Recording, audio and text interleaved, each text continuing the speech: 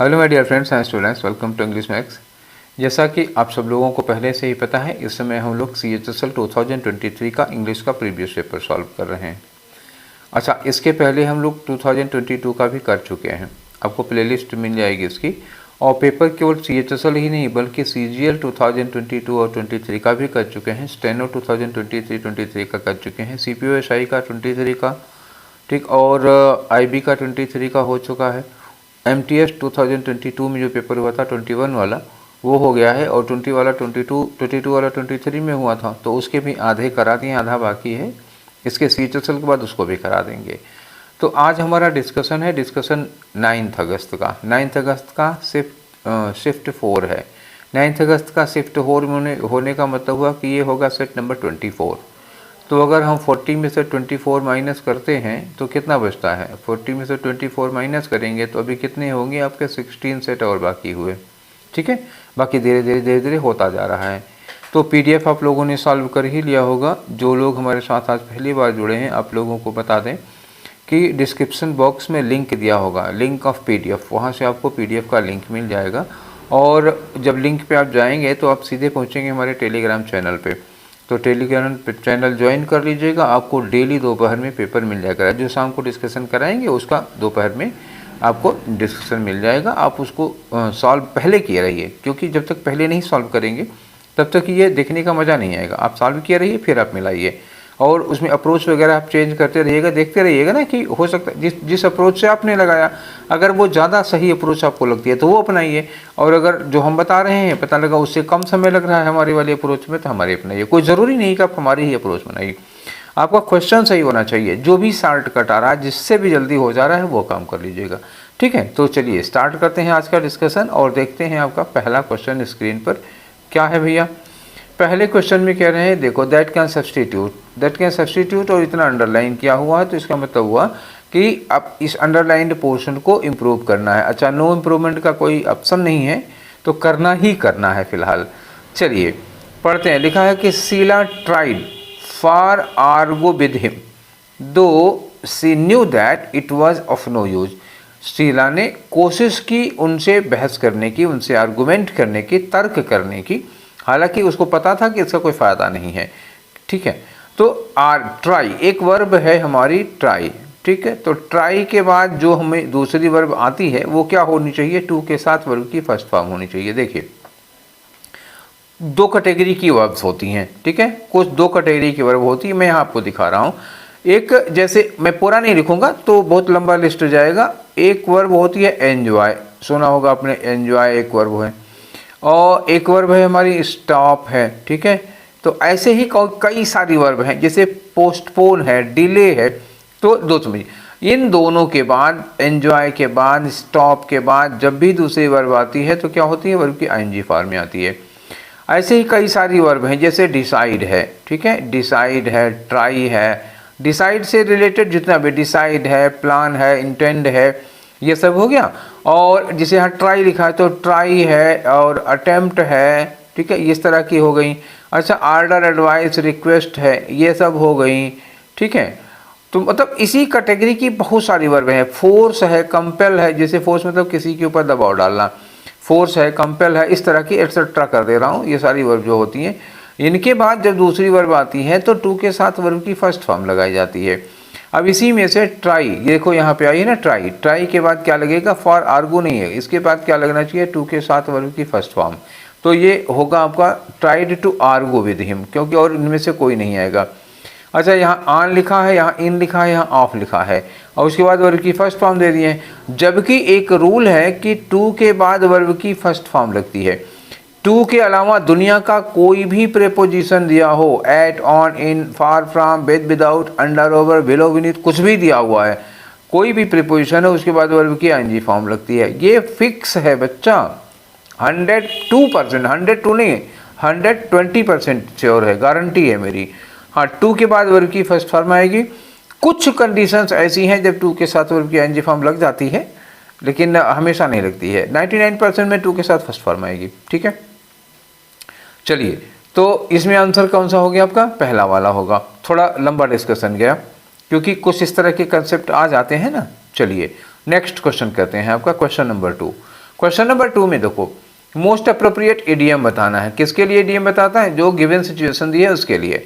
लिखा है कि डोंट अनॉय इरिटेट, मतलब राघव को इरिटेट या अनॉय मत करो। इरिटेट करना मतलब किसी को वो खिंचा देना, अनॉय करना मतलब नाराज करना, तो उसको नाराज ना करो। Otherwise he will oppose a proposal in the meeting, वरना हमारा जो प्रपोजल है मीटिंग में वो उसका विरोध कर देगा। ठीक है, अब समझ गए ना। अब पास द बक एक इडियम है, पास द बक। पास द बक का मतलब क्या होता है कि आप अपनी रिस्पॉन्सिबिलिटी दूसरे पर डाल दे रहे हैं। सपोज जो आपकी जिम्मेदारी है, जो आपकी रिस्पॉन्सिबिलिटी है, वो आप कह रहे हैं कि मिस्टर फलाने इसके लिए रिस्पॉन्सिबल है। ठीक है ना, तो पास द बक का मतलब क्या होगा? Shifting responsibility to another. क्या हो गया?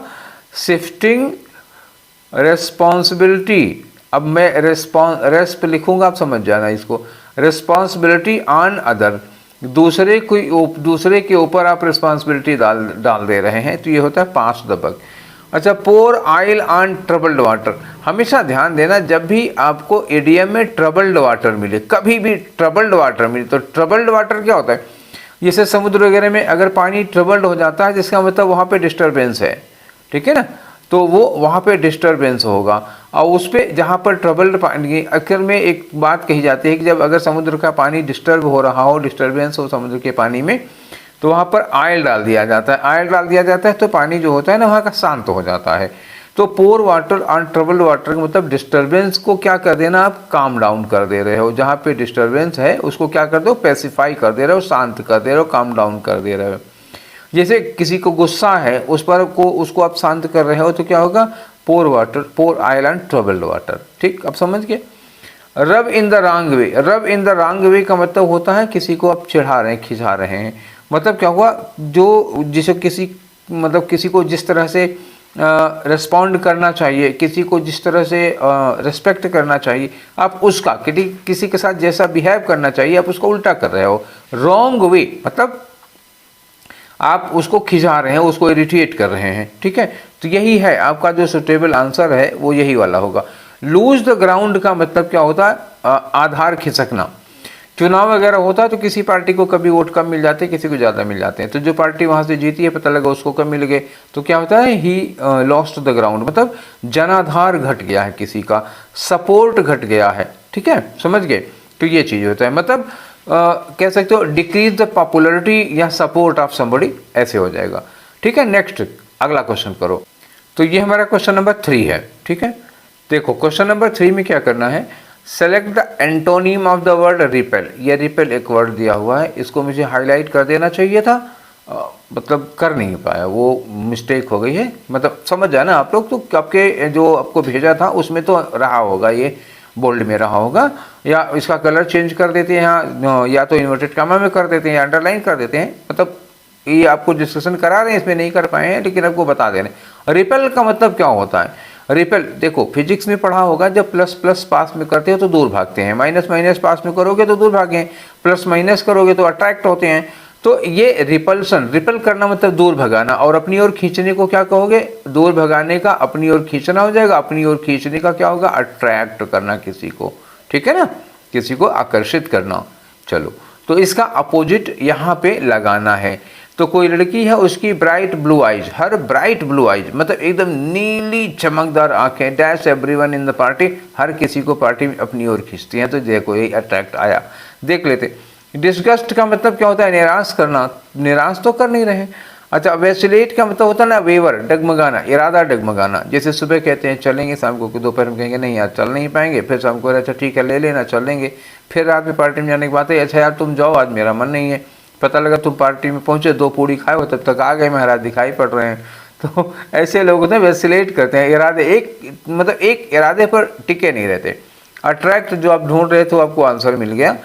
अब एमिनेबल क्या है? देखो हमको केवल आपके आंसर से मतलब नहीं है, मैं बार बार ये कहता हूँ कि आप चारों ऑप्शन देखा करो, क्योंकि चूँकि मैं तो डिस्कस करा रहा हूँ, सारे पेपर आप भले स्टेनो के हैं तो स्टेनो करते होंगे, सीपीओ के हैं तो सीपीओ करते होंगे, मैं तो सारा करता हूँ। तो मैं बार बार ये देखता हूँ कि एमटीएस के क्वेश्चन, एमटीएस के वर्ड्स जो एमटीएस में पूछे गए थे वो स्टेनो में दिखाई देते हैं, स्टेनो वाले सीडीएस में दिखाई दे, वो सीजीएल में दिखाई देते हैं, सीजीएल वाला पता लगा कि सीपीओ में दिखाई दे। वर्ड्स अदलते बदलते रहते हैं, ठीक है। पेपर बनाने वाली टीम वही है, टीम बदलती नहीं है, टीम नहीं बदलेगी तो उनकी जो रेंज है वर्ड्स की वही तो बार बार आएगी।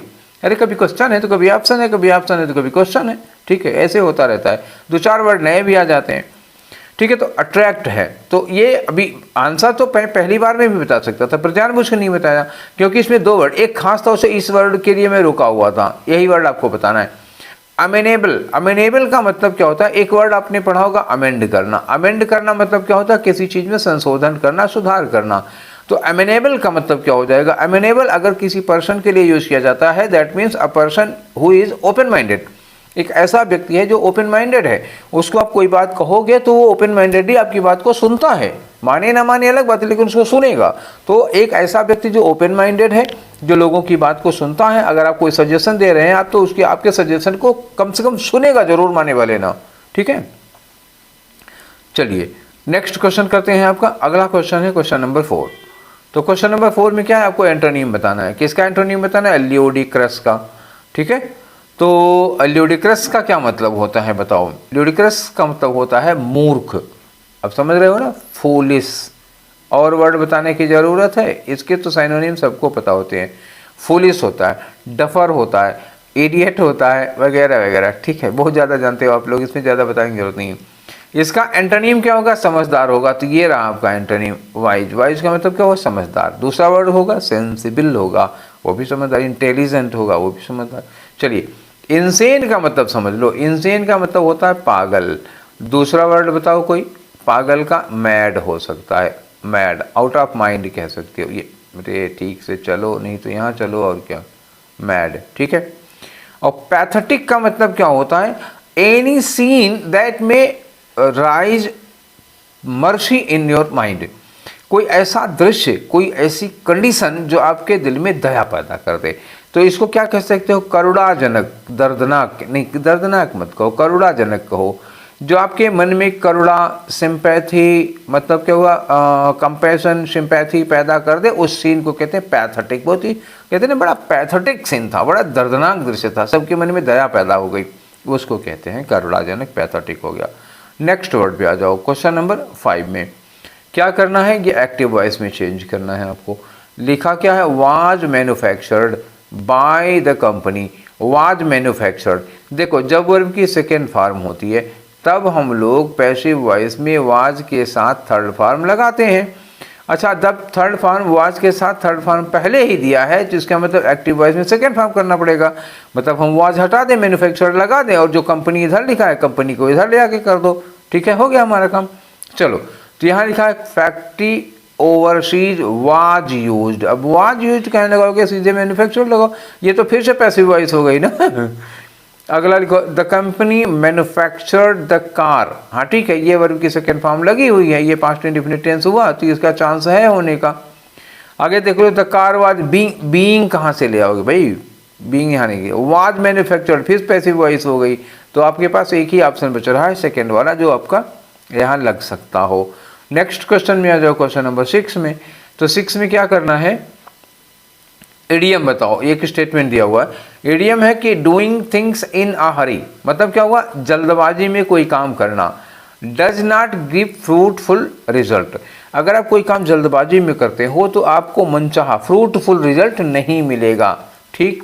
चलिए, अब 4 इडियम दिए हुए हैं। अब इन 4 इडियम का मतलब समझ लेना, सीधे कूद के ना पहुंचा। हम समझ रहे हैं कि आप लोग देख रहे हो ये हेस्ट इज वेस्ट, ठीक है, ये सुटेबल है उसका। मतलब खाली आप बस अपने मतलब पे टिके ना रहे। और भी तो देखो, कभी ये पूछ लिया गया तो ठीक है। अच्छा, ये प्रोवर्ब्स हैं, अब इडियम कम पूछी जा रही हैं। कल से हम लोग देख रहे हैं कि इडियम के क्वेश्चन कम है, सब प्रोवर्ब्स हैं।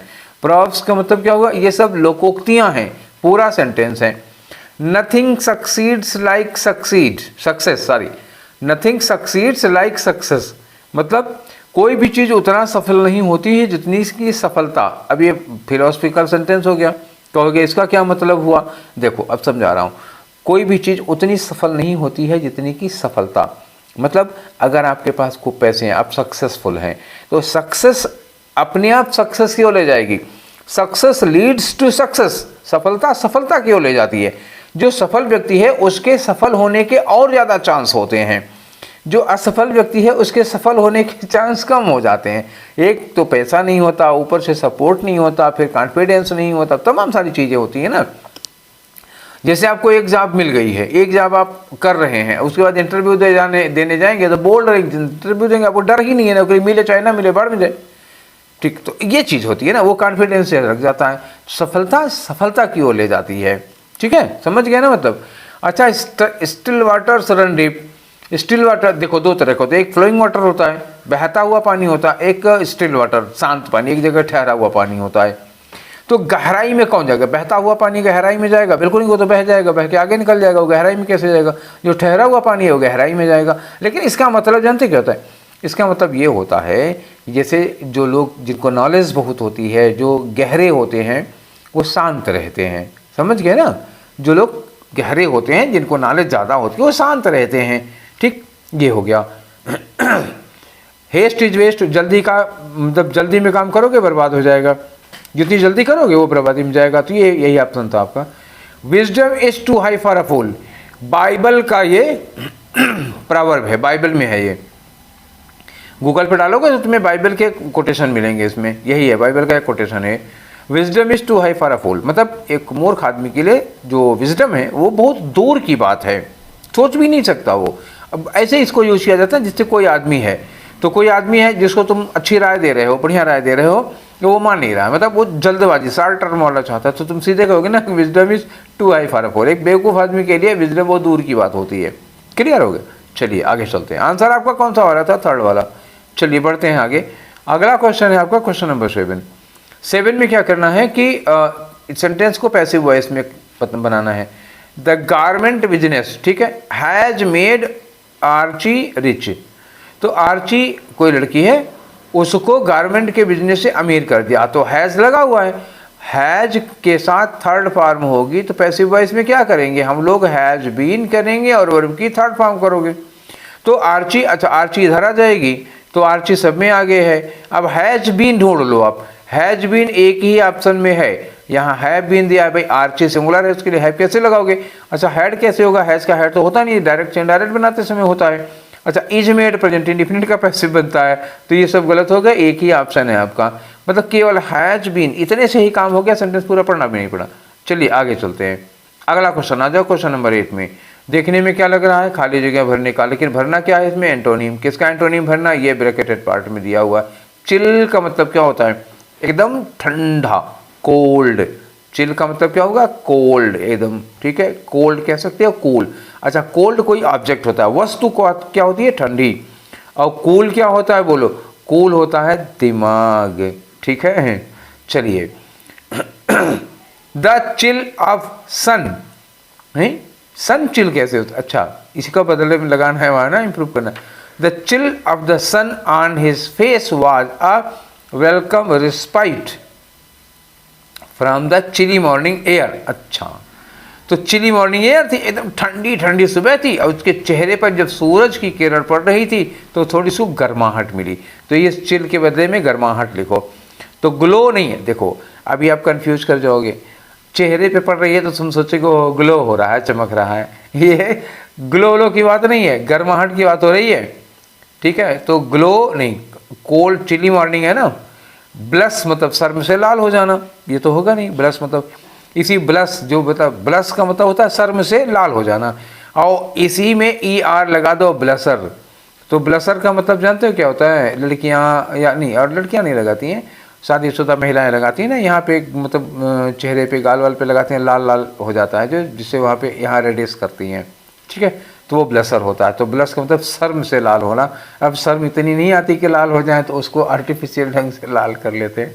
अच्छा चलो, वार्मथ का मतलब क्या होता है? गर्माहट, ठीक, क्या होता है? गर्माहट। आप समझ गए? तो यही हमारा आंसर होगा, वहाँ कोल्ड था, यहाँ गर्माहट हो गया। ब्राइटनेस का मतलब होता है चमक। देखो सब सनलाइट के लिए मिलते जुलते दे दिए थे इन्होंने, ग्लो दे दिया, ब्राइटनेस दे दिया, कोई नहीं लगेगा, वार्मथ लगेगा यहाँ पर, ठीक है। चलिए आगे बढ़ते हैं, नेक्स्ट क्वेश्चन लेते हैं, क्वेश्चन नंबर 9। क्वेश्चन नंबर 9 में क्या है? Incorrectly spelled word. इनफर तो ठीक है, कोई गड़बड़ नहीं है, तो आंसर नहीं होगा। न्यूट्रल भी सही है, तो आंसर नहीं होगा। अप्रीहेंसिव की भी स्पेलिंग सही है, ये भी नहीं होगा। अप्रीहेंसिव तो थोड़ा डरावना सा होता है। मेंटेनेंस की स्पेलिंग गलत है। देखो पहले तो आप मेंटेन की स्पेलिंग समझो, दो चीज़ें मैं एक साथ बता दो। मेंटेन में MAIN मेन लिखा करो, फिर वही स्पेलिंग टेन में दोहरा दो। मेंटेन MAINTAIN, ये ए समझिएगा, ठीक है, MAINTAIN। लेकिन जब मेंटेनेंस बनाते हैं हम, ध्यान दीजिएगा, मेंटेनेंस में मेन तो यही होगा, इसके बाद ये जो 10 है ना वो TEN हो जाता है, ठीक है। उसके बाद ANCE लगता है, तोड़ के याद करिएगा स्पेलिंग को। मेंटेन का मेन वही है, ठीक है, और जो TAIN था वो TEN हो जाएगा, उसके बाद ANCE हो जाएगा, मेंटेनेंस ये होता है। तो ये स्पेलिंग यहाँ पे क्या होना चाहिए था, E, और यहाँ पे क्या होना चाहिए था, A। समझ में आ गया ना, ये गलत है और ये आपका आंसर होगा, ठीक है। नेक्स्ट क्वेश्चन में आते हैं। नेक्स्ट क्वेश्चन, स्टेटमेंट कौन पढ़ता है जी, यहाँ दिख रहा है ना हमको, नो एरर, छोड़ो।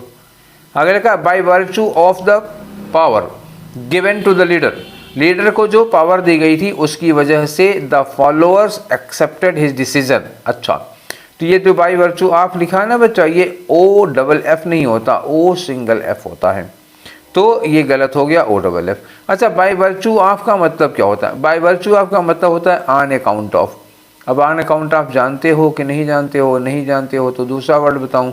ऑन अकाउंट ऑफ नहीं जानते हो तो बिकॉज ऑफ जानते हो ना, बिकॉज ऑफ मतलब होता है की वजह से, के नाते, के कारण, ये बिकॉज ऑफ हो गया। और ये भी नहीं जानते हो तो लिख लो ड्यू टू, ठीक है, due to, because of, on account of, और एक वर्ड लिख लो फिर ओइंग टू, सारे लिख लो, इसके जितने भी आते हैं सब, owing to, due to, because of, on account of या बाय वर्चू ऑफ, इतने हो गए, 4-5 हो गए। साइनोनिम पूछे, साइनोनिम लिखना। क्लियर है, आगे चलिए अगला क्वेश्चन करते हैं हम लोग 11 में क्या करना है बच्चा, साइनोनिम बताना है। किसका, ये अंडरलाइन है। टॉलरेंस का मतलब क्या होता है, सहनशीलता। क्या होती है, सहनशीलता, बर्दाश्त करने की क्षमता। कोई आपको गाली दे रहा है, कब तक मुस्कुरा लोगे, एक दिन एक समय आएगा ना ईटा उठा के सर फोड़ दोगे, ठीक है। तो ये टॉलरेंस होता है, इसको कहते हैं फॉरबियरेंस, ये भी हो सकता है फॉरबियरेंस। एक होता है सहनशीलता, बर्दाश्त करने की क्षमता, ठीक है। और बहुत जो फॉरबियरेंस जिसके पास ज़्यादा होती है उसको हम क्या कहते हैं, स्टोइक कहते हैं, STOIC, ठीक। तो टॉलरेंस के लिए, अच्छा पढ़ भी लेते हैं ना, हो सकता है जो जिस सेंस में हम बता रहे हैं वो सेंस ना लगा हो तो अभी तो सारा गुड़ गोबर हो जाएगा। देखो, education gives people the knowledge, अच्छी बात है, हाँ देता तो है एजुकेशन, नॉलेज देता है और स्किल देता है। आगे लिखा है they need to stay healthy, ये भी ठीक है। गेट जॉब, नौकरी पाने में मदद करता है, और फॉस्टर टॉलरेंस, और उनके अंदर सहनशीलता बढ़ती है, सहनशीलता बढ़ाता है, ठीक है। तो एंट्रेंच का मतलब क्या होता है, मोर्चाबंदी करना। एंट्रेंच क्या होता है, मोर्चा, सेना का वर्ड है भैया। जैसे मान लो दुश्मनों के आगे इन्होंने मोर्चा खोल दिया है, मतलब जंग, लड़ाई स्टार्ट हो गई, घेराबंदी शुरू हो गई, एंट्रेंच होता है। डिस्ट्रस्ट का मतलब क्या होता है, अविश्वास होता है, भरोसा नहीं होता।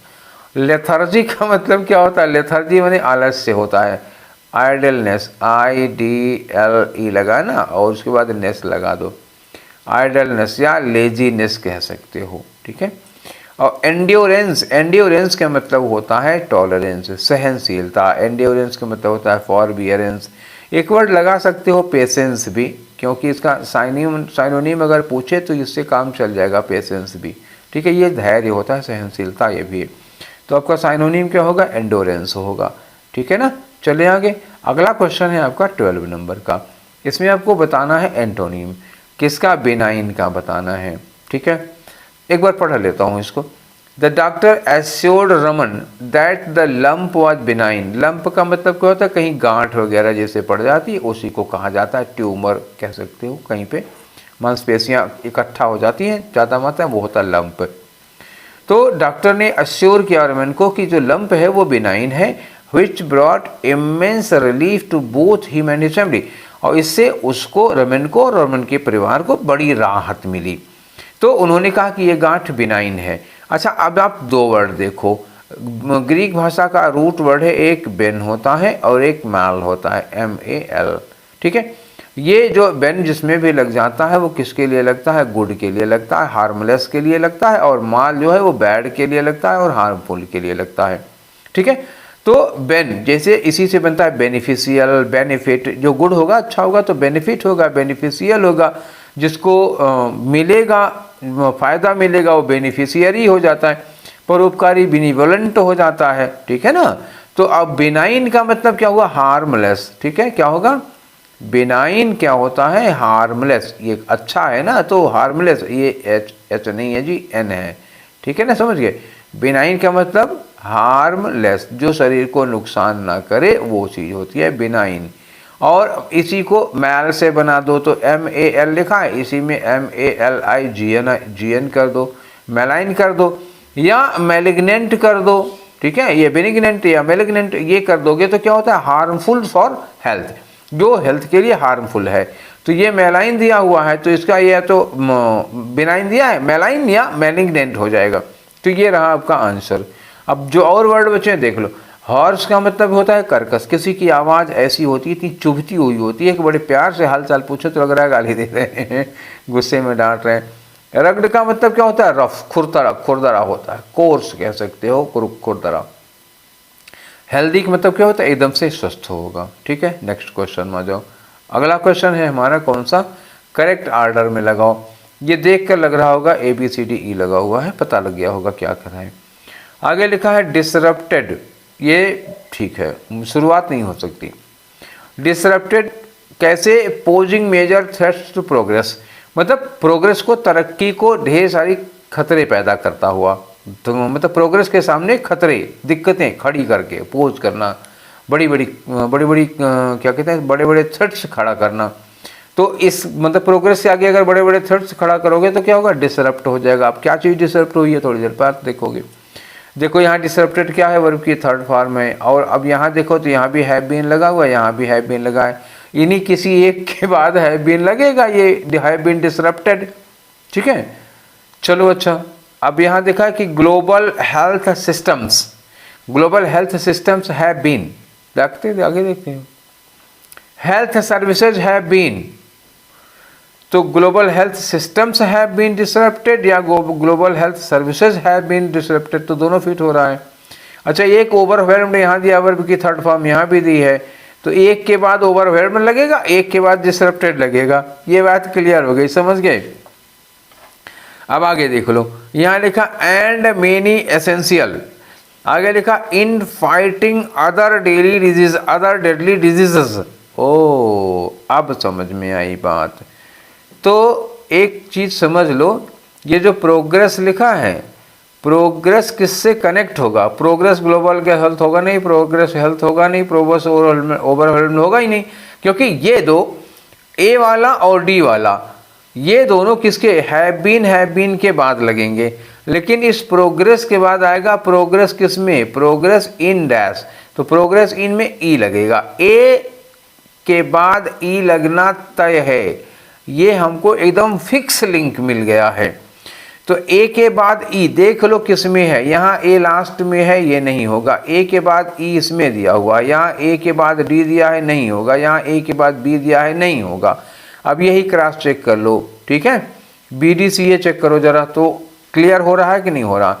बी में दिया global health systems have been overwhelmed and many essential, ठीक, मेनी एसेंशियल के बाद आगे जाएगा हेल्थ सर्विसेज, हाँ ये भी ठीक है, many essential health services have been disrupted posing major threats to progress in fighting other deadly diseases. बिल्कुल सही, एक क्लू से हमारा सारा काम बन गया, ठीक है, तो ये होगा, ठीक। चलिए आगे बढ़ते हैं, नेक्स्ट क्वेश्चन देखते हैं हम लोग। अगला क्वेश्चन है हमारा, देखो अंडरलाइन हमको दिख रहा है, तो इसका मतलब क्या हुआ, खाली वो वर्ड देखो करना क्या है, दैट कैन सब्सटीट्यूट, बस पूरा पढ़ने की जरूरत नहीं है। लिखा as the orchestra began to play, जब ऑर्केस्ट्रा बजना शुरू हुआ, समझ रहे हैं ना ऑर्केस्ट्रा, हाँ, तो the audience was transported to another world, जो ऑस्ट्रिया मतलब ऑडियंस थे वो एक किसी दूसरी ही दुनिया में चले गए सब। अच्छा, एंथ्राल्ड बाय द साइकोलॉजिकल इफेक्ट, मतलब एंथ्राल्ड का मतलब क्या होता है, एक जाल में फंस जाना, ठीक, किसी भी जाल में, रूप के जाल में फंस जाना, माया मोह के जाल में फंस जाना, एंथ्राल्ड। यहाँ कौन सा है, एकदम साइकोलॉजिकल इफेक्ट। जो बैंड बज रहा था, जो ऑर्केस्ट्रा बज रहा था, वो साइकोलॉजिकल इफेक्ट कर रहा था, उसी में लोग फंस गए, मतलब जाल में जैसे उसके फंस गए। तो किसके, psychological effects of music and the skill of musicians. अच्छा, केवल म्यूजिक में नहीं, जो बजा रहे थे उस म्यूजिक को, उनकी स्किल, जो कि परफॉर्म कर रहे थे each note with precision and passion. ठीक, अब इतने के लिए एंथ्राल्ड बाय साइकोलॉजिकल इफेक्ट। तो मतलब जैसे होता है ना, जी हम बैठे यहाँ हैं, ठीक, जैसे आप लोग बैठे हो जहाँ बैठ के पढ़ रहे हो, अब अपने आप को भूल जाओ कि हम कहाँ बैठ के पढ़ रहे हैं। कभी कभी ऐसा होता है, हम लोग कभी कभी मूवी देख रहे होते हैं, तो जो मूवी में चल रहा है हम वहाँ पहुँच जाते हैं, हम भूल जाते हैं कि हम थिएटर में बैठे हुए हैं, ये चीज़ हो जाती है। तो इन्फ्लुएंस्ड नहीं, ये इन्फ्लुएंस नहीं है, वो मतलब एब्सेंट माइंडेड हो गए हैं, खो गए हैं, मतलब मानसिक रूप से खोए हुए हैं लोग। अब खोए हुए बुरे सेंस में खोया हुआ नहीं है, ठीक है, एंजॉय कर रहे हैं, तो इन्फ्लुएंस्ड नहीं हो सकता है। अच्छा, इम्पैक्ट, भाई जब इन्फ्लुएंस नहीं होगा तो इम्पैक्ट भी नहीं होगा। हाँ, स्वेप्ट अवे, हाँ स्वेप्ट अवे का मतलब क्यों, तो बहा ले जाना, लेकिन शरीर नहीं, दिमाग को बहा ले जाना, इमोशंस को, ख्यालों को, तो वो लोग ख्यालों में खोए। Swept away by the emotive power, हाँ ये हो सकता है। अच्छा, टेकन इन बाय, देखो टेक इन का मतलब होता है जब हम किसी को धोखा देने के लिए बिलीव में ले लेते हैं। जैसे कुछ लोग इतना बढ़िया बढ़िया बताएंगे, आपको ऐसी डील करेंगे कि आपको लगेगा बस इन्हीं का साथ करके हम करोड़पति बन जाएंगे। एक साल बाद आप सपना देखने लगते हैं कि हम उसमें क्या कहते हैं, कौन सी गाड़ी बढ़िया चल रही है आजकल, हाँ थार में घूम रहे हैं, ऐसे सोचने लगते हैं लोग। ठीक है, ये होता है जब किसी को धोखा देने के लिए आदमी विश्वास में ले लेता है, वो टेक इन हो जाता है उसको। ये यहाँ लगना उगना नहीं है, तो ये लगा लो, ठीक है। चलिए अगला क्वेश्चन देखते हैं हम लोग। क्वेश्चन नंबर 15 है। 15 में क्या करना है, वन वर्ड सब्स्टिट्यूशन लगाना है। किसका, देखो, अ person who is against the use of violence, ऐसा आदमी जो हिंसा के खिलाफ होता है या वार के खिलाफ होता है, टू सेटल डिस्प्यूट, मतलब झगड़ा, डिस्प्यूट को शांत करने के लिए, वो लड़ाई मार झगड़ा के खिलाफ होता है, उसको हम लोग क्या कहते हैं, पैसिफिस्ट कहते हैं, शांति का समर्थक होता है, शांतिवादी होगा। और वर्ड देखो, फेटलिस्ट कौन होता है, फेटलिस्ट मतलब होता है भाग्यवादी। A person who believes on fate, a person who believes that everything is written on fate, nobody can do nothing, sorry nobody can do anything, grammar गलत हो गई थी, नोबडी लगाया था तो नथिंग नहीं लगते। तो उसको ये लगता है कि आदमी कुछ नहीं कर सकता, आदमी वही करेगा। We do whatever is written in our mind, whatever is written in our fate, जो कुछ लिखा है वही करेंगे, उसके अलावा कुछ कर ही नहीं सकते। तो मतलब हर चीज़ पे भाग्य भाग्य भाग्य, तो ये भाग्यवादी लोग होते हैं, फैटलिस्ट कहा जाता है इनको, हर चीज़ के पीछे भाग्य को देखते हैं। हेडोनिस्ट कौन होता है, सुखवादी, ठीक है, ये चार्वाक थ्योरी है। सुखवादी का मतलब क्या होता है, एक श्लोक है चार्वाक दर्शन का, यावत जीवे सुखम कीवेत रणम कृत्वा घृतम पिबेत भस्मीभूत देह से पुनरागमन कुतः, मतलब जब तक जियो सुख से जियो, ठीक है, चाहे कर्ज लेके घी पीना पड़े, एक बार मरने के बाद फिर से कोई जन्म वन्म नहीं होता। तो मतलब ये हेडोनिस्ट कौन होता है, जो सुख के पीछे भागता है, भौतिक सुख, मतलब physical pleasure. A person who thinks that physical pleasure, physical luxuries are the aim of life, वो उसको कहते हैं सुखवादी। और he always runs after physical pleasure, ठीक। पैसिफिस्ट बता चुके। मिसोगाइनिस्ट का मतलब क्या होता है, मिसो मतलब क्या होता है, हेट करना, और गाइन का मतलब क्या होता है, वुमेन, जिससे गायनिकोलॉजिस्ट होता है। तो गाइन, मिसोगाइनिस्ट मतलब ऐसा व्यक्ति हु हेट्स वुमेन, क्या होता है, हु हेट्स वुमेन, जो औरतों को से नफरत करता है, उसको कहते हैं। क्लियर, आंसर आपका कौन सा था, थर्ड वाला। आगे बढ़ते हैं हम लोग। नेक्स्ट क्वेश्चन है आपका 16 नंबर का। 16 में correct spelling of the underlined word, तो इंटॉक्सिकेशन, एल्कोहल कॉजेज इंटॉक्सिकेशन। तो देखो इन ऐसे लगा दो, टॉक्सिकेशन में पहले टॉक्सिक लिख दो, TOXIC, टी, ये टॉक्सिक होता है, टॉक्सिक में ATION लगा दो, टॉक्सिकेशन हो गया ये, ठीक है। इंटॉक्सिकेशन कौन सी स्पेलिंग होगी, ये इंटॉक्सिकेशन होगी, टैक्सिकेशन नहीं होता, और टॉक्सिकेशन के नहीं लगता इसमें, के कहीं है ही नहीं इसमें, ठीक है, इंटॉक्सिकेशन होता है, ठीक। पर टॉक्सिक समझ लो ना, TOXIC, बस इसी में बनाना आगे, इंटॉक्सिकेशन, टॉक्सिक ये होता है, ठीक है। आगे बढ़ें। नेक्स्ट क्वेश्चन है आपका क्वेश्चन नंबर 17। फिर वही अरेंजमेंट करना है PQRS। चलो, सो दे डिजाइन, सो से शुरू हो रहा, इसका मतलब ये स्टार्ट नहीं कर सकता, पी से शुरू नहीं होगा, ये गए। आगे लिखा so they design the advertisement of products in such a way, in such a way के बाद क्या लगाओगे, दैट लगाओगे, ठीक है ना। अब क्या हो गया, आपका पी के बाद आर लगना तय है, तो पी के बाद आर, यहाँ आर के बाद पी है, नहीं हो सकता, पी के बाद एक आर इसमें दिया हुआ है और यहाँ पी के बाद आर है नहीं, हो गया काम, ठीक है ना, समझिए। अब क्रॉस चेक करना चाहो तो कैसे कर लो, क्यू से स्टार्ट करो, the main target consumers of food companies, अब लगाओगे आर, कौन है वो है children and youth of the country, ठीक है। क्यू के बाद एस लगा, क्यू के बाद एस ये भी पक्का हो गया और पी के बाद आर ये भी पक्का हो गया, आंसर श्योर हो गया, ठीक है। श्योर पहले भी थे, क्रॉस चेक कर रहे थे। चलो अगला आ जाओ, 18 नंबर पे आ जाओ। 18 नंबर में आपको क्या बतानी है, एरर बतानी। The team of scientists were conducting experiments to test their hypothesis. Team of scientist, अब देखो जो वर लिखा है वो साइंटिस्ट के लिए लगा है कि टीम के लिए लगा है, तो ये प्रीपोजिशन आ गया ना। जब एक कंपाउंड नाउन बनता है किसी प्रीपोजिशन से कनेक्ट होकर के, तो जो वर्ब लगती है वो प्रीपोजिशन के पहले वाले को देख के लगती है, तो साइंटिस्ट को देख के नहीं लगेगी, किसको देख के लगेगी, टीम को देख के। तो टीम एक ही है, साइंटिस्ट चाहे उसमें 25 हो, तो इसके लिए क्या लगाओगे आप, टीम वाज कंडक्टिंग, ठीक है। तो ये गलत हो गया, आपका चौथा वाला आंसर हो गया। आगे आ जाओ, नेक्स्ट क्वेश्चन करते हैं, क्वेश्चन नंबर 19 में फिर वही PQRS हो गया। चलो देखो, due to the lofty hilly terrain, lofty मतलब ऊंचे ऊंचे हिली टेरेन की वजह से, ड्यू टू लगा, अभी थोड़ी देर पहले बताए थे due to, curves and cliffs, आगे लिखा द रूट टू बद्रीनाथ, हाँ ठीक है, ये शुरू हो सकता है, is one of the most arduous one, arduous मतलब बहुत कठिन होता है, amidst location, amidst the most scenically beautiful place on the earth, इससे एंड हो सकता है, ठीक है ना। तो इसको कैसे करोगे, कैसे अरेंज किया जाएगा 19 का, शुरुआत जो बन रही है किसी से हो नहीं सकती है, एक ही हमारे पास चांस है शुरू करने का।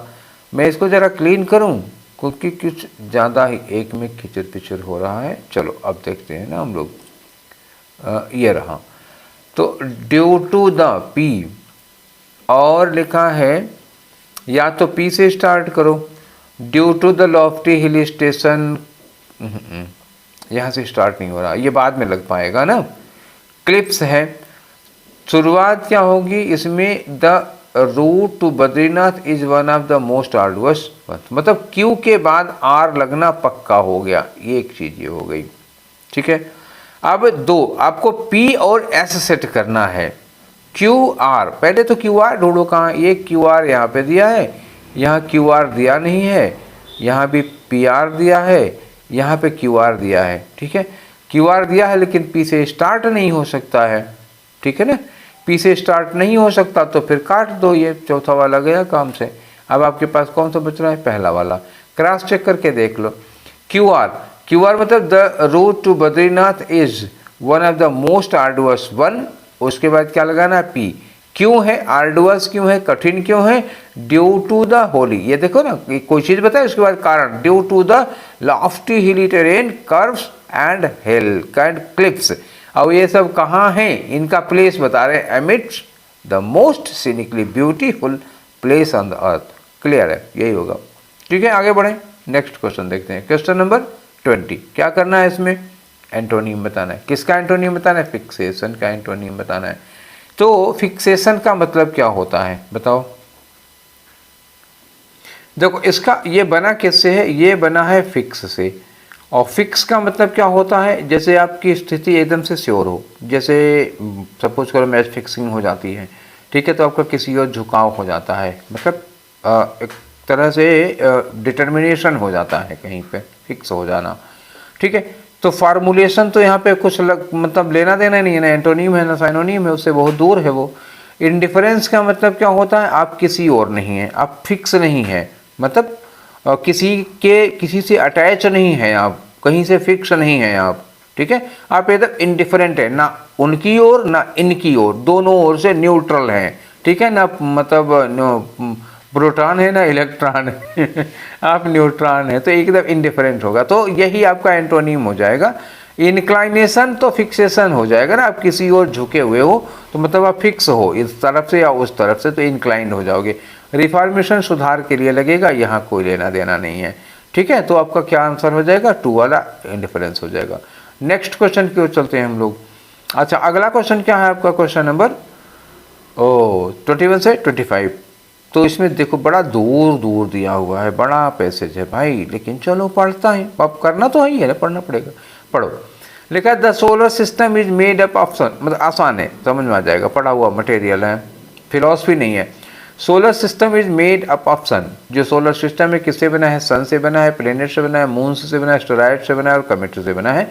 दैट डैश अराउंड इट, जो कि अराउंड इट कौन कौन, ये जितनी भी चीज़ें दी हुई हैं ना, ये सारी चीज़ें, प्लेनेट वगैरह, ये सब चीज़ें जो घूमती हैं, यही होता है, यहाँ पे होगा ना घूमना इसके चारों ओर। आगे लिखा है इट्स मिस्ट्रीज एंड वंडर्स, किसकी, सोलर सिस्टम की। Its mysteries and wonders have captured the imagination of people from all walks of life, समाज के हर वर्ग के लोगों का मतलब ध्यान आकर्षित किया है। And it continues to be an area of active research and exploration, जो सोलर सिस्टम है वो रिसर्च और एक्सप्लोरेशन के लिए हमेशा एक्टिव एरिया रहा है, हमेशा लोग इस पर रिसर्च करते रहे। The sun is at the centre of the solar system, solar system के सेंटर में कौन है, सन है, और is the largest object of it, solar system में सबसे बड़ा ऑब्जेक्ट कौन है, सन है। द 8 प्लैनेट्स, जो हमारे सोलर सिस्टम के बाकी 8 प्लैनेट है, प्लूटो तो रहा नहीं, तो 8 planets in the solar system, हमारे सोलर सिस्टम के जो 8 प्लैनेट हैं, डैश अर्थ, अच्छा जिसमें अर्थ भी शामिल है। अच्छा यहाँ फिर मिल गया, यहाँ तो हो गया इंक्लूडिंग, मतलब इंडिया को, सॉरी इंडिया अर्थ नहीं है, अर्थ को शामिल किए हुए, तो यहाँ लगेगा इंक्लूडिंग अर्थ, क्योंकि सोलर सिस्टम ये है 8 प्लैनेट में एक है ना अर्थ, तो including earth. Orbit around the sun हो गया, मिल गया हमको। अब आपको दिखाएं, ये जो अराउंड लिखा यहाँ, यहाँ जो ए में लगाना है, क्या लगाना है, रुको मैं क्लियर करके दिखाता हूँ आपको। एक आपको फिक्स कर चुका हूँ, दूसरा फिक्स करने जा रहा हूँ, ठीक है, कोई ज़रूरत नहीं है परेशान होने की, बस देखते रहो, सब अभी जादू का डंडा चल जाएगा, अब समझ जाओगे। यहाँ पे देखो, यहाँ क्या लगा है, ये सारी चीज़ें जो कि डैश अराउंड इट, जो इसके चारों ओर घूमती हैं, सूर्य के चारों ओर घूमती हैं, और यहाँ क्या मिल रहा है, अर्थ, ये सब चीज़ के orbit around the sun, orbit around the sun, देखो सेम सिचुएशन आ रही है ना। तो यहाँ पर सूर्य के चारों ओर घूमने के लिए क्या वर्ड लगा है, आर्बिट लगा है, तो वही उठा के यहाँ पे लगा दो, that orbit around it. Clear हो गया, चलिए एक भर लिया। और दूसरा कह रहे हैं सोलर सिस्टम जिसमें अर्थ भी इंक्लूड है ही भाई, काहे नहीं, हम अर्थ के, हम सोलर सिस्टम के बाहर चले जाएंगे क्या, जाए। अच्छा अब आगे जाओ, तो लिखा है इन नियरली सर्कुलर पाथ, सभी लोग करीब करीब सर्कुलर पाथ में घूमते हैं, लेकिन पूरा सर्कल 360 डिग्री नहीं, थोड़ा सा घूम फिर के है। आगे लिखा है कि while the sun is at the centre, sun जो है वो सेंटर में है, the solar system and the it dominates its gravitational pull, और सन सबको अपनी ओर खींचे हुए अपनी ग्रेविटेशनल पुल से। Each planet has its own unique set of characteristic that makes the it a fascinating object to study, हर planet का अपना अपना यूनिक कैरेक्टरिस्टिक है जो इसको फैसिनेटिंग ऑब्जेक्ट ऑफ स्टडी बनाता है, ताकि उधर लोग आकर्षित रहें उसको जानने के लिए, पढ़ने के लिए। Each planet in the solar system है यूनिक कैरेक्टरिस्टिक, काहे रोज रिपीट कर रहे हो बात को, एंड फीचर्स, ठीक। आगे लिखा है कि dash planets such as Mercury and Venus, कैसे प्लैनेट्स हैं मरकरी एंड वीनस, ठीक है, तो ये तो सन के पास में है, देखना पड़ेगा।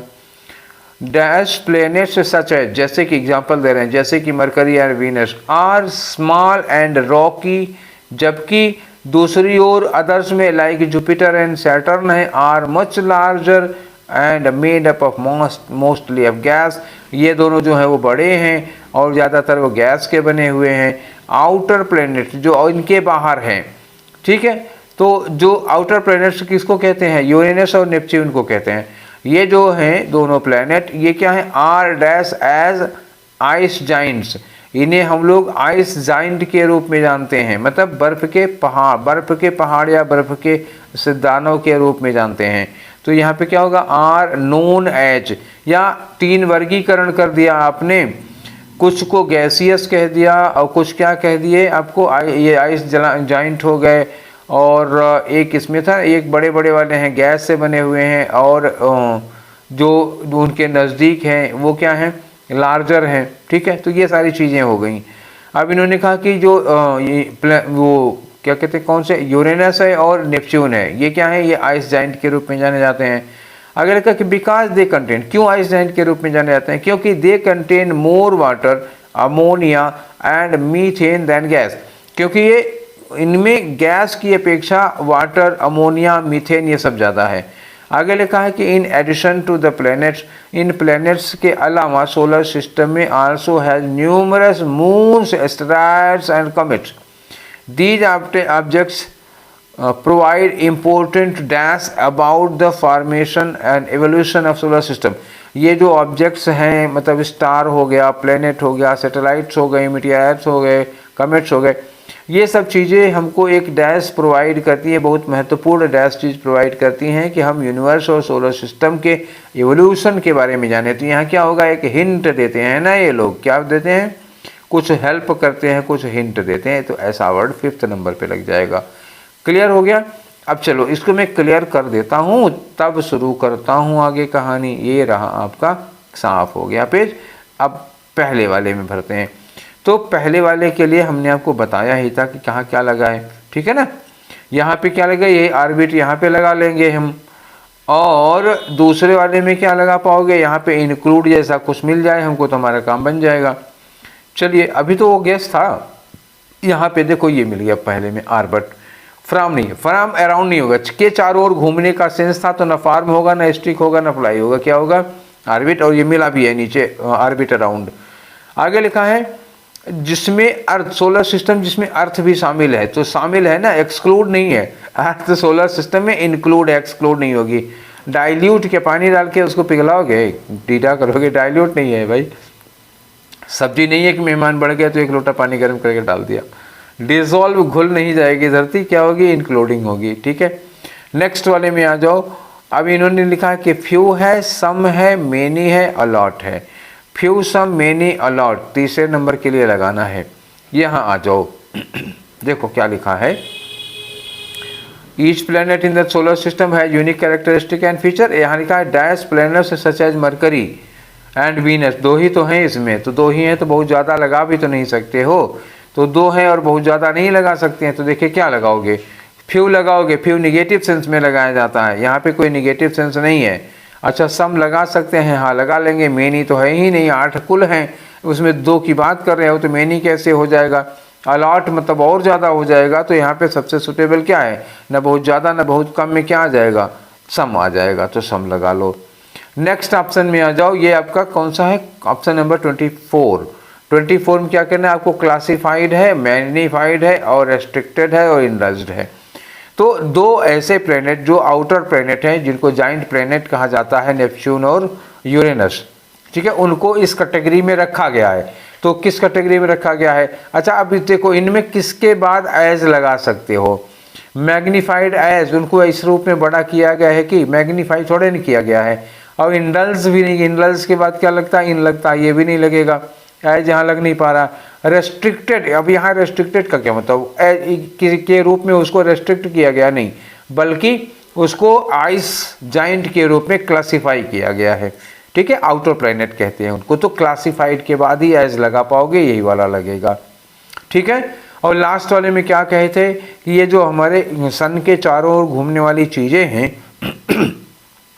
सारे प्लैनेट्स हैं, मेटेराइड्स हैं, एस्टेरॉयड्स हैं, मून्स हैं, ये सब यूनिवर्स के या सोलर सिस्टम के ओरिजिन के बारे में क्या देते हैं। तो ओरिजिन के बारे में सेट देते हैं कि डेरिवेशन देते हैं कि बायसेस देते हैं या क्लू देते हैं। तो मैंने वहाँ लिखा था ना कि हिंट देते हैं कुछ, उससे मिलते। तो हिंट का मतलब क्या हुआ, क्लू देते हैं। क्लियर हो गया। तो ये यहाँ पे 25 में कौन लगेगा, ये क्लूज लग जाएगा, और यहाँ पे क्लासिफाइड लग जाएगा।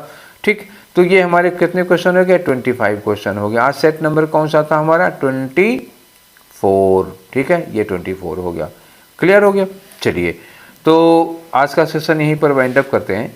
आप लोग अपनी राय ज़रूर दीजिएगा हमको, और कल हम लोग नेक्स्ट मिलते हैं। आज का तो ये चारों हो गया, इसका मतलब हुआ कि हम लोग कल से करेंगे 10 का, ठीक है ना, 10। तो ठीक है, फिर कल वाले सेशन में मिलते हैं। और वीडियो आपको पसंद आई हो तो आप आगे शेयर करिएगा, और लाइक तो कर ही दिया करो भाई, कमेंट बहुत कम लोग करते हो, पता नहीं क्यों। ठीक है, चलिए कल वाले सेशन में शाम को मिलेंगे। Till then take care, thank you.